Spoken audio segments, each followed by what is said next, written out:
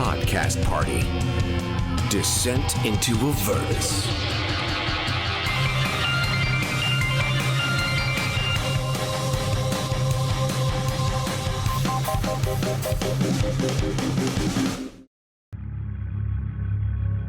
My name is Renascence. My friends and I have just arrived at the Demon Zapper, still searching for Zariel's sword. We found a unicorn trapped atop a tower in a magical cage. When we tried to speak to it, we were attacked by a Dao. Before we could even react to that, we were attacked by a massive demon called a Garistro.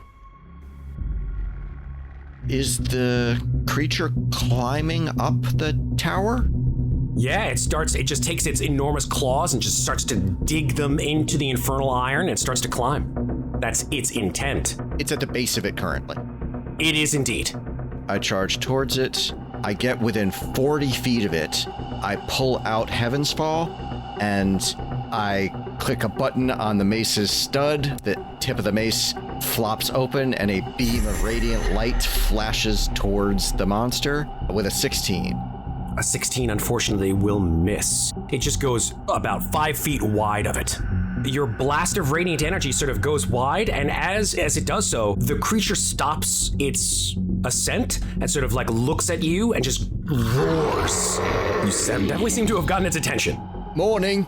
Stay there. Wizen, stay down. Wizen takes the dodge action and just ducks. This creature, this Dao, looks up at Lulu. I would say, yeah, Renascence, you're probably the closest to it. Make a quick either perception or insight check. Okay, I'm gonna go with insight. 19. You just see this sort of look of just exhaustion mixed with, like, it's just an annoyance. It rolls its eyes and just sighs and then floats off the ground 30 feet up in the air and pulls its mace back. Again, speaking these words in a language that you just do not know. Aiming at Lulu. It's pulling its mace back and Lulu is screaming. So it takes its entire turn and just dashes, flies up to the top of the tower. Hylan, you're up. Okay, I'm going to, as a bonus action, bamf out my wings. And I am going to fly 30 feet toward the tower. And I'm going to throw 2 blades at this demon, the Garza Garistro. Flops. Garza Flops. Garza Flops is so much better. Okay, that's a 21 to hit. That'll hit. Does 5 psychic on the first one. And the second one is a 13. 13, unfortunately, will miss.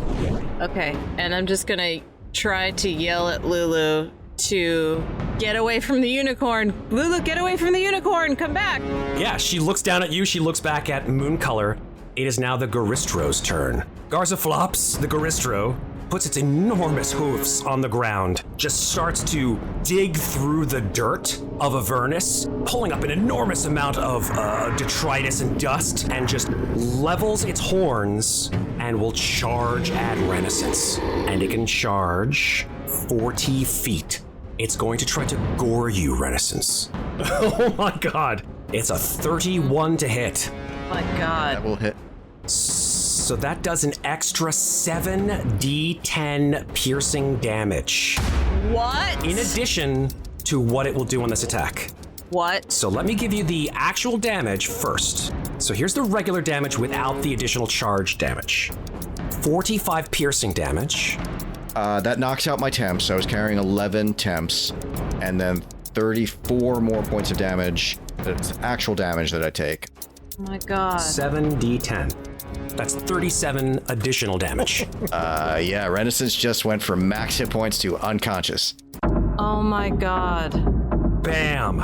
You guys watch as the creature basically has impaled Renascence on its horns. And then it just moves its head in a swinging motion and just dumps Renascence's body on the ground. Renascence, you are dying. Painbearer, Corbin, Shiv. Corbin screams, Ilmata! And with his bonus action, he's going to cast Steps of Night, which means he can fly, and he's going to go up 30 feet, and then he's going to look at that creature, and he's going to say, bye-bye, asshole. And he's going to point at him, and he's going to cast Banishment on him. His 1 4th level spell. I need a charisma 15 saving throw. Hopefully he's an ugly motherfucker. Like large and very powerful creatures, he does have resistance on saving throws against spells and other magical effects. That's a 20 on his saving throw. He doesn't get banished. Yeah, you see him sort of like arching back with pain, like it's trying to suck him through the hole back to the abyss, and then he just breaks out of it and roars. Ofelia is terrified seeing this, very scared for her friends, but she knows that she can rely on her magical skills to try to help even the playing field. So she furiously plays her violin and she casts Tasha's Mind Whip. So that's going to be a DC 15 intelligence save. Yeah, that's a 17 with advantage. So it's going to be half damage. So it's going to take 8 psychic damage, but otherwise it won't be affected. Yeah, it sort of just grunts as your spell affects it, but not as well as it probably should have. Okay, well then I will give Bardic Inspiration to Hylan. Thank you. Renascence, death saving throw, please. 1 fail with a 9. Oh my god, this is terrible. As your vision sort of turns into a hazy black and red, you hear the voice of Gargoth. And he says, Renascence, I don't want you going to the wrong place, but if you were to perhaps, just for a minute, hear me out, I might be able to help you. Take my chances. Oh, how sad. and then Gargoth stops speaking to you in your mind. Wizen is just fucking screaming. He's like, shit, no, oh crap. Yeah, hit it with the demon grinder. Yeah, hit him. Use the car. So Wizen uses his action to start the car. The Dow sees the Garistro, and in something that you obviously cannot interpret because you do not speak the language that it's speaking, it says something out of frustration and flies down to try to take this thing out. And so it spends its entire action flying down from the top of the tower to engage the Garistro. Hylan, it is your turn. I scream when I see what it does to Renascence, and I immediately fly down to Renascence to protect him, and I will use my healing hands and give him 7 hit points. So you're 5 feet over him, essentially, correct? Yes. Still flying. Still flying. I am going to bonus action disengage and fly back. I can probably only go back 10 feet. It is now the Garistro's turn. The Garistro looks down at you, Renascence, after Hylan has healed you, bringing you back to consciousness. So your eyes sort of like flutter open, and you take a gasp of air, and the Garistro sees that it now has 2 opponents. It has one on the ground, so he's gonna go for Renascence. Yeah, because he sees a creature that he can easily just stomp out of existence. So he's gonna make 3 attacks. He's gonna just raise its hands over its head and do 2 sort of stomps with its fists on you while you're prone and on the ground, and then it's gonna grind you into the ground with its hoof. So here comes the first fist. This is with advantage. That's a 32 to hit. Second, I'll just do the damage because this will probably knock you out. That's 14 bludgeoning. Second fist, that's a 27 to hit. That's 2 fails. This is fucking terrible. This is fucking terrible. And then, finally, the hoof with advantage. Oh God, I'm sick to my stomach. That's a 25 to hit. The last thing in your vision that you see, Renascence, is this hoof comes down and it lands directly on the breastplate and crumples it like a piece of paper. Would you like to narrate your ending? So he twists around and he locks eyes with Hylan and he winks and says, "It's gonna be all right." And then the boot comes down again and punches through his chest and his eyes go dark. Oh. And the creature just rears back and makes this sort of baying howl in victory. That's the Garistro's turn. Corbin, it's yours. So it's obvious to Corbin that he's dead? He's gone right through him with that hoof. Corbin's going to look at the other creature there, the Dow, and he's going to say, "You!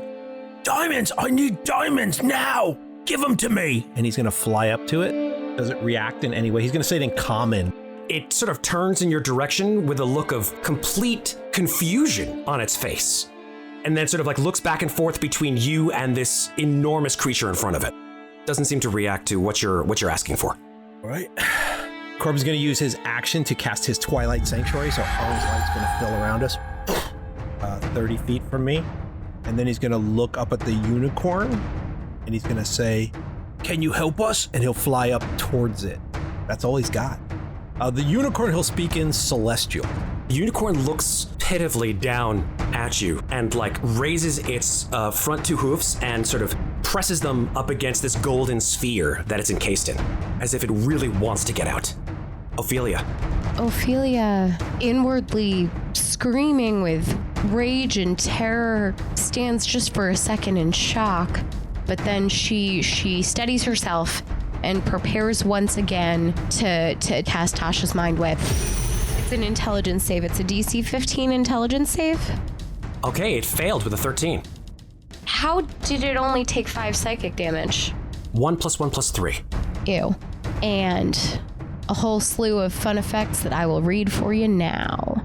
The target can't take a reaction until the end of its next turn. And on its next turn, it must choose whether it gets a move, an action, or a bonus action. It only gets one of the 3. Wizen, who has started the car and drives it. Yeah, he's going to drive it like around you, Ofelia, and then he's going to turn the demon grinder and just aim it charging into the Ballistro, and hoping that the grinding teeth on the front of it will do what they're supposed to. This is a chomper attack. That's a 25 to hit, doing 32 piercing damage. The creature, who was already pretty much messed up by the Demon Zapper, is just chewed to bits. Just gibs of this thing fly everywhere. And there is nothing left of the Garistro. Oh, he kills it. He had already taken a blast from the Demon Zapper, which did a lot of damage to it. It sort of spit out through pipes on both sides of the vehicle. You just see like little sort of gibs and chunks of this creature being just deposited like it's gone through like a lawnmower. Wizen just does like a fist pump. He's like, yeah! The Dao looks down at the ruined remains of the Garistro, looks at the vehicle that has just driven into it, and then sort of scans and casts a spell on itself. It sort of puts a hand in front of its face, and all of a sudden this sort of strange language that it was speaking turns into common, and a very harsh and stony voice comes out, and it puts its maul in front of it, and it says, "If you are here to destroy the tower, I will stop you. I must swear my loyalty to Zariel, much to my dismay." I just want diamonds. You have a diamond? Give me a diamond. It sort of like squints at you and says, "Diamonds? What have you a need for diamonds?" Make a persuasion check, Corbin. Can I give myself guidance? Can I Sure. assist with that? I believe I'm trained in persuasion. What do you say, Ofelia? She'll put on her sexiest voice and she'll say, "Please, we just want to help our friend. We're not trying to get in the way. All we need are these diamonds so that we can bring him back to life." Just a diamond, the clear rock thing. Rock. Okay, yeah, go ahead and make your persuasion check with advantage, Corbin. All right, so my first roll was a 0, and my second roll is a 17. That's pretty good for Corbin. The creature looks down at the just mangled body of Renascence, looks at you, looks at Ofelia, looks at Hylan, tears streaming down her face. Wizen, who has sort of like hopped off of the demon grinder, looking between all 3 of you remaining, and the Dao says, "If you swear to free me, I will do what I can." Yeah, I swear I'll free you, right? If I can. If I can't, then, I'll do my best. Church of Ilmata, I'm a priest, I swear. I will not accept do my best. You must swear it. All right, I swear I'll free you. How do we free you? Corbin just swears it. He doesn't even ask. It doesn't matter. We'll do it. The Dao sort of nods its head, puts away its mace on its back, and just dives into the earth like a swan dive. And there is silence. 30 seconds pass. 40 seconds pass. I need diamonds, quick! Corbin goes right next to Renascence's body, the Tao erupts from the earth, carrying fragments of diamonds in its hand. And even slower, it starts to deposit them into yours, Corbin. Lulu sort of looks, she begins to grin from ear to ear, crystal blue tears streaming down her face in joy of what could very well be the saving of your compatriot. In that infinitesimal period of time, Renascence's soul is in a different place altogether. Renascence, you are in a place without form, without shape, without up or down. You see strange miasmas of blue and green clouds that surround you, and there are brilliant lights on the edges of your vision. One of them is a brilliant glowing gold. One of them is a stark blackish red, but you get the feeling that you have to make a choice. The brilliant golden glow is the light of Torm. It is the beautiful love of Mount Celestia and all of the gods that would welcome you as their champion. The red and black is very much tied to the 9 planes of hell, and that there is indeed an entity in that hazy red and black mass that is willing to make a bargain with you if you wish to return to your body on the here and now. Which of these lights do you choose to go into? I close my eyes, I take a deep breath in and a deep breath out, I reopen them, and then I reach out my hands towards the red and black one for Avernus. And you are pulled in, not gently tugged, but yanked as if something inside was hungrily awaiting. What happens from there on out is unsure. But the next thing that you know, your eyes open. You have a hazy memory of something or someone talking to you, and of you nodding, and it smiling, and laying its clawed hand aside your face. And then time catches up, and the Tao deposits its diamonds into your hand, Corbin. Corbin holds that hand up, and he goes, I don't know why the fuck you need diamonds, but here they are. And he takes his other hand, and the way he casts Revivify, he smacks Renascence across the face as hard as he can with his white palm. It goes right across his face. There is a blinding flash. You're all driven back by the light from it, and bam! Your eyes fly open, and you take an enormous gasp of air, Renascence. Renascence! All right. Ren, you're right. You're okay. I shake him. It's gonna be all right. Corbin, you did it. You did it. Imota, heal him. I cast Healing Word on him, give him a few hit points. He gets 8. What happens to the diamonds? Just out of curiosity? They just immediately disappear. The spell consumes them. Thank you for that. And the Tao sort of nods in your direction and says, I have sworn fealty to the Lady Zariel to defend this tower. It is an oath I cannot disobey. There are 2 creatures that are knowledgeable about how I may remove myself from this infernal deal.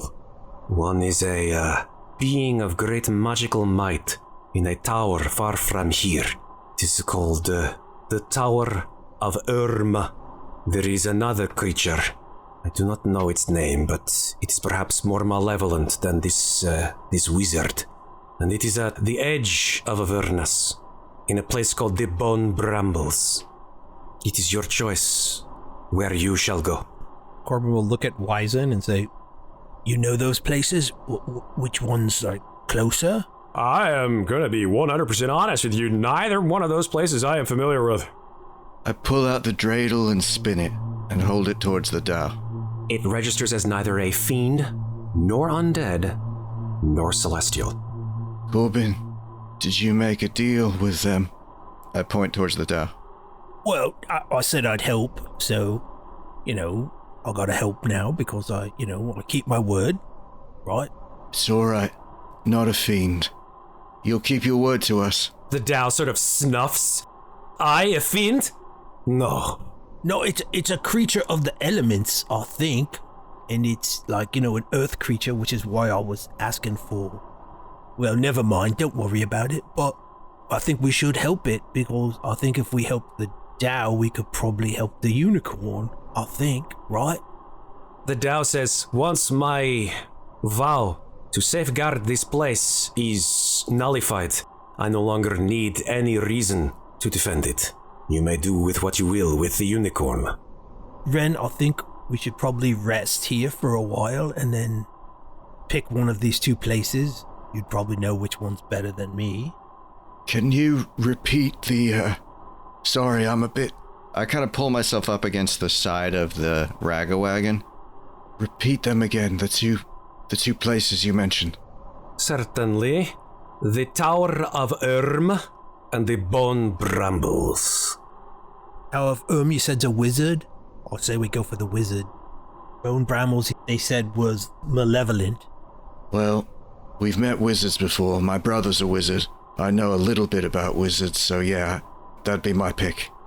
Can you point us in the right direction?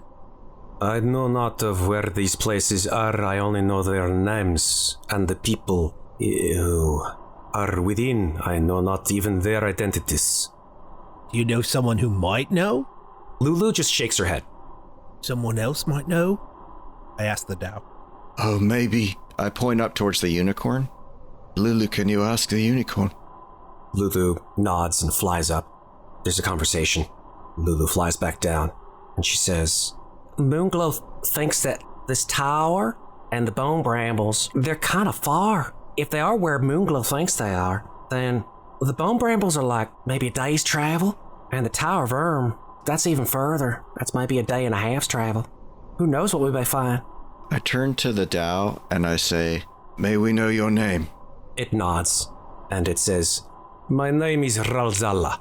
If we free you, then we can free the unicorn. You may do what you will please. Lulu, was the unicorn able to at least give you a direction? She said that the Tower of Erm is about, and she points her trunk in sort of the northeasterly direction, that way, and the Bone Brambles, and then she points her trunk in the exact opposite direction, kind of like that way. Right. I pull myself up to my feet. I throw like a handful of Avernus dust on the ground.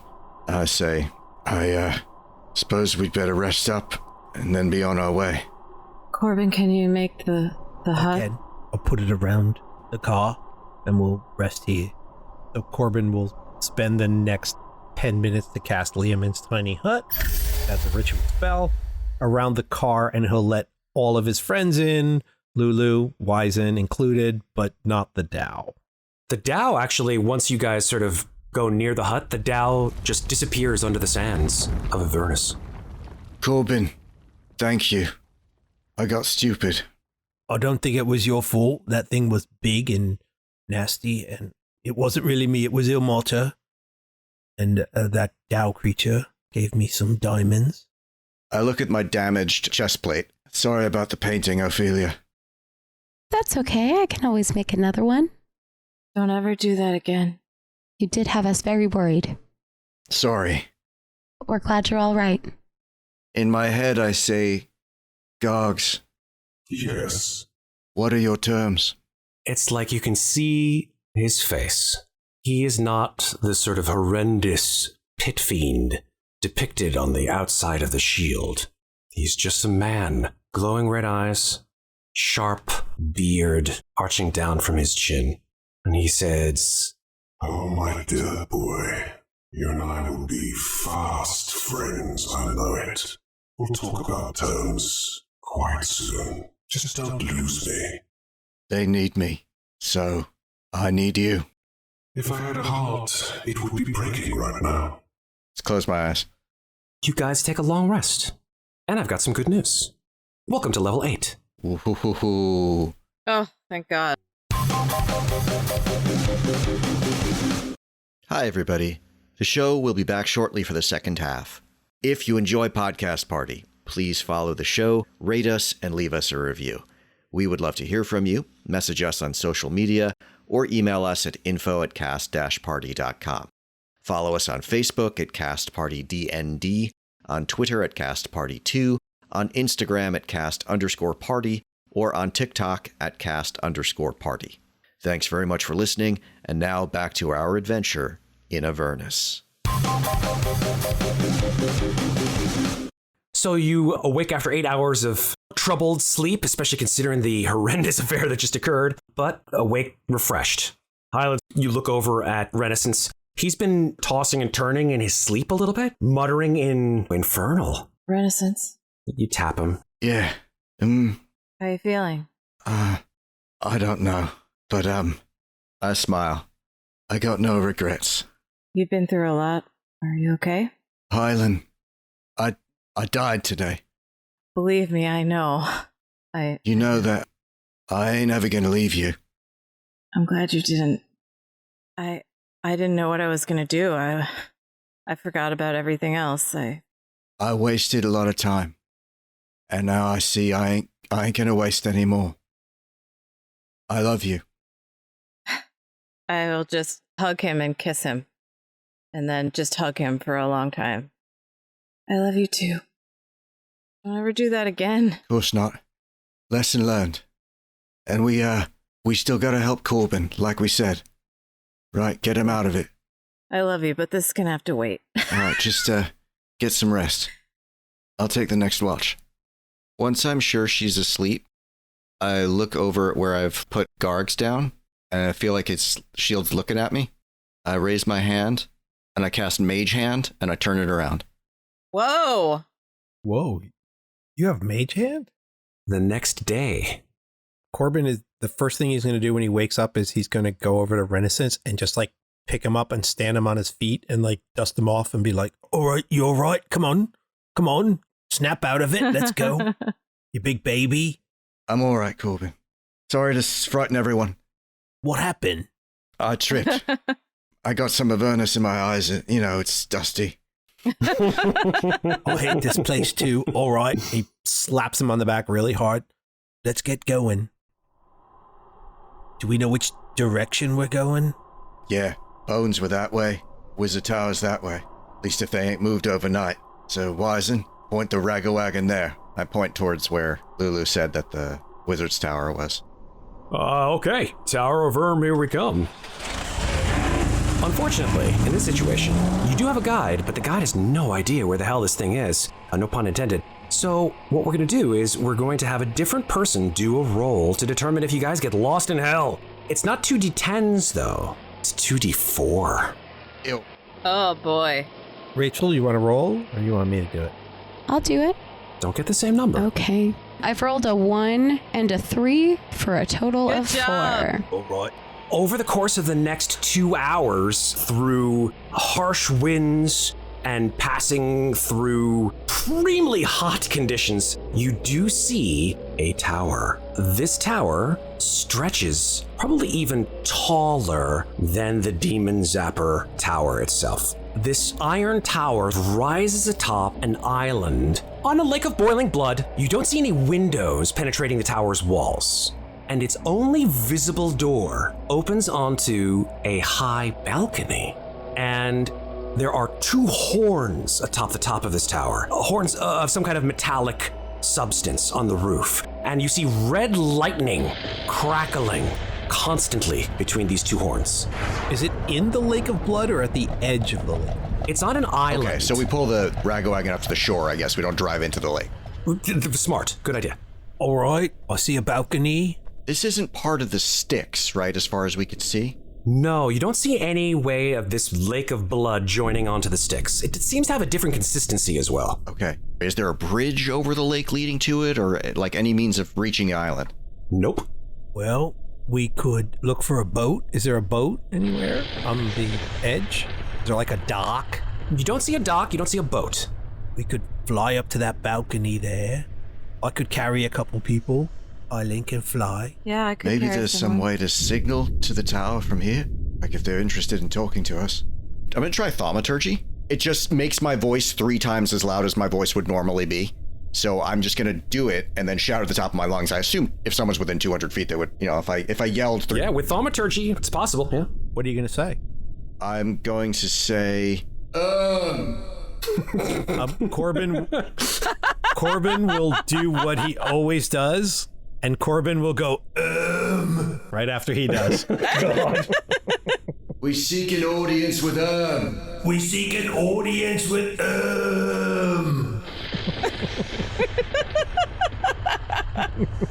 Your voice sort of like echoes across the lake of blood. And coming out from around the other side of the tower, perhaps 200 feet from you, you do happen to see some figures sort of moving around the enormous circumference of the tower. There are about a dozen of them, actually. From your vantage point, you can't really make out what they are, who they are, ? But I'll allow you guys a perception check at disadvantage since it's very far away, and through the hazy heat of Avernus, it's hard to make them out particularly. Are they on the ground or are they flying? They are on the ground. Hylan got a 14. Corbin got a 19. Ren got a 15. Ophelia also got a 15. So squinting out over the lake of blood, you see that there are 9 creatures. You definitely can see that they are creatures. They are not humanoids because they have multiple arms. And 3 creatures that are definitely taller than normal human beings as they sort of tower 10 feet tall and have horns coming out of them. And they all sort of stand in a circle. And then there's an enormous peal of laughter, jittering laughter and just booming laughter from the 12 of them. But I can't tell what they are? From this distance, you know they're not human. There's non-human creatures over there making fun of us. I think I just want to moonbeam their asses. What do you think? No, let's try to take a diplomatic approach this time. You remember what happened yesterday? You've gone soft on us, Ren. Come on, don't be soft. We can't get any closer unless we fly. We could try an infernal. Let's talk to them infernal. Okay, I'll do that exact same thing, but this time I tried an infernal. Corbin will do the exact same thing in infernal. The words come out of both of your mouths, flying within earshot of these creatures. There is perhaps a chittering of laughter, maybe less intense this time. They sort of like come together almost like in a huddle. One of the larger creatures comes out from the huddle and walks in your direction. And you can see them, or it, from across the lake of blood to the island. It's probably about 80 or 90 feet across. So you can see it now. This creature is corpulent, has enormous bat-like wings coming out of the back of its back, has greenish skin and horns. I would like you to all make Arcana checks, please, quickly. Oh, boy. Oh, Ren with a natural 20 for a 20. Ophelia rolled a 19. Fail. Corbin got a 60. Renaissance and Ophelia, you recognize this creature. It is a creature known as a Nikoloth. Huh. It's like if Shrek were a devil. We have business with the master of the tower. The creature takes its hands and puts them up to the side of its mouth and says, What business do you have? Who am I speaking with? My name is Shroud. Greetings, Schlau. We seek an audience with the master of the Tower of No, you got it wrong. You got it wrong. My name Shroud? There you go, you got it. Shroud. Good morning. Our business concerns Ralzal of the Dow. Do you know who that is? Your master may, if you serve the master of the Tower of What do you want with him? Tell him to fuck off, and if his master doesn't talk to us, he's gonna get fucked. Just tell If him. your master hears you've mistreated us or turned us away, when we might have something valuable for them, they'll be very angry with you. make an intimidation check. Corbin would also like to, when he says very angry, Corbin will do thaumaturgy and do very angry. Trying to give him help. I did get a nat 20 for a total of 23. Yeah, Amazing. Awesome. Nice. Shrall looks back towards the huddle of demons and devils or whatever kind of fiends that they are, you're not quite sure. Actually, technically, you would know. Nikoloths are a member of a group of fiends that are neither devil nor demon. They're sort of in between. They're a group called Yugoloths. Yugoloths are sort of the intermediaries. They make deals on both sides. They don't care who they serve. They're kind of neutral. They're certainly evil, but they're not really invested in the blood war at all, to be honest. This Nikoloth shouts in Infernal at you and says, Okay, well, if you got business, I'll take you at your word. How do you feel about taking a ride across the river? I look around at my friends. I can always fly us if there's a problem. Same. I say, Seems like a lovely morning in hell, or a fly across the river. He flies, and his other two Nikoloth compatriots fly as well, landing with a somewhat unnerving thud next to your party. You see how enormous these creatures really are, and they stink. God, the smell. But none of them are armed, and they sort of dip a shoulder to the four of you. Lulu looks at you and goes, I don't know about this. It's all right, Lulu. You fly on your own. Just stick close. All right. She begins to fly across the lake. When Lulu flies across, Corbin will spread his arms and show his palms, and he will fly across on his own as well. I'm not gonna waste my wings. I'm just gonna climb onto this dirty Nikoloth and get it done. I climb onto Shroud, I say, well, what the hell? You only live once, or twice, as it turns out. Well, I guess if you're all doing it, I'm going to have to do it too. And she climbs on the back as well. The Nikoloths spread their wings out and take off. And they fly, all of you, except those of you who are flying themselves, in an upward direction to the balcony of the Tower of and deposit you, not very gently unfortunately, on the balcony. And Shrall grimaces a little bit as he realizes what he has to do, turns towards the open doorway to a massive central chamber that you can see from the balcony. And inside this chamber are a myriad of strange and wondrous implements, things that would make the most mighty archmage blush. And Shrall says, Master, you've got company. And there is some movement within the darkness of this space. A figure emerges. This figure is tall and relatively stern-looking as he emerges from the shadows. With a neatly trimmed black goatee beard and a penetrating stare, he is also absolutely bald as a cue ball and looks down at the five of you and steps forward and says, What do you wish of the mighty Mordenkainen? Oh, shit. Oh, shit. Whoa!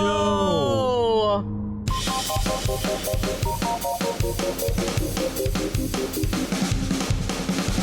Thanks for listening. This episode featured the Dungeon Master stylings of Matt Gordon, with Andy Cannistra as Painbearer Corbin Shiv, Carolyn Fox as Hylan, Rachel Tamarin as Ofelia, and me, Tal Aviezer, as Renascence. This episode was edited by Carolyn Fox and me. Our original theme music is by Lauren Anker and Anthony DiMasso. Some sound effects in this episode are courtesy of Syrinscape. Remember, if you enjoy Podcast Party, please follow the show, rate us, and leave us a review. Goddamn fucking water. I love you, but do you have to make so much noise? Excuse me. All right. Thank you for your life-giving properties. For real. Please shut the fuck up. Shut up, water.